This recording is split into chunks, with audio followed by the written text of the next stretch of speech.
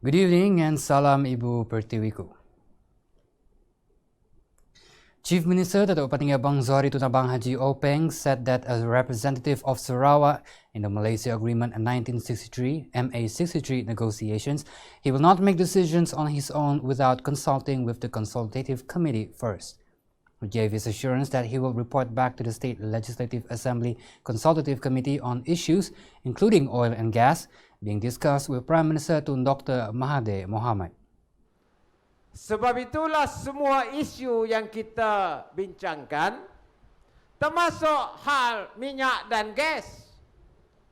Walaupun Perdana Menteri membuat keputusan, ia akan dibincangkan di antara beliau, Ketua Menteri Sabah dan saya akan tidak memutuskan atas saya sendiri, tetapi saya laporkan kepada Dewan Undangan Negeri sebelum keputusan dibuat.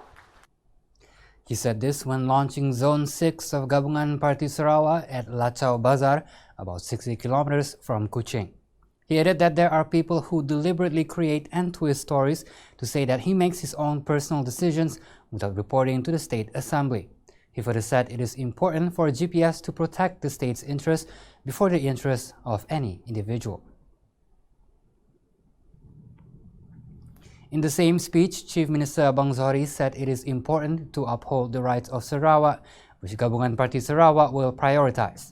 Therefore, he said the state government must have an underlying principle that prioritizes development in the state based on the needs of the people. Kita terpaksa mempunyai satu dasar kerajaan yang memberikan keutamaan kepada pembangunan negeri kita mengikut acuan kita sendiri. We have to implement based on the needs. Due to this, he added that it is important to strengthen the state's machinery. He also said that the state government has taken back and restarted projects that were cancelled by the federal government, which includes the long-awaited road projects planned for Zone 6. Dulu kita bergantung dengan KL, orang Melaya. Biar kali itu kita pun mula jalan-jalan yang dikendaki oleh orang kita.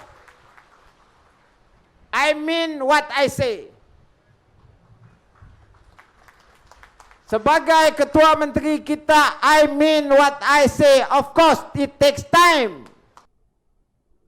Meanwhile, Chief Minister Abang Zohari insists that the Sarawak government has its own policy of making the youth the leaders of Sarawak.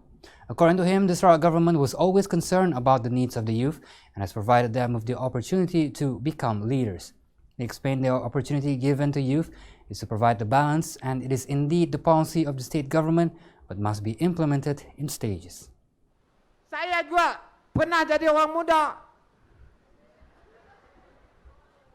Lihat muka tu, semua kat pimpinan belia mari.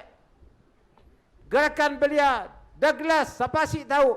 Nya dengan Datuk Seri Nujang dalam pemuda. Saya dalam pemuda. Dan apabila diberi, kita berperingkat-peringkat lah. Bukan senang nak jadi nombor satu. Mesti tahu sensitivity.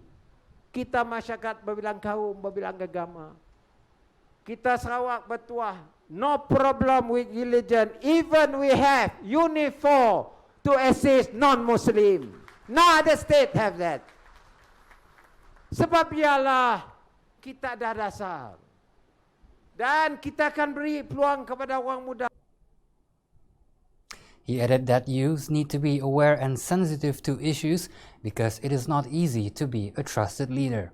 In this regard, he said GPS prioritizes trust in each member, and he believes that Sarawak Youth and Sports Assistant Minister Datuk Snowdan Lawan would be able to lead and assist the young Sarawakians to make Sarawak the dominant state in Malaysia by 2030. Well, that's all the news updates for today. Thank you for tuning in. I'm Razi Ahmad, signing off.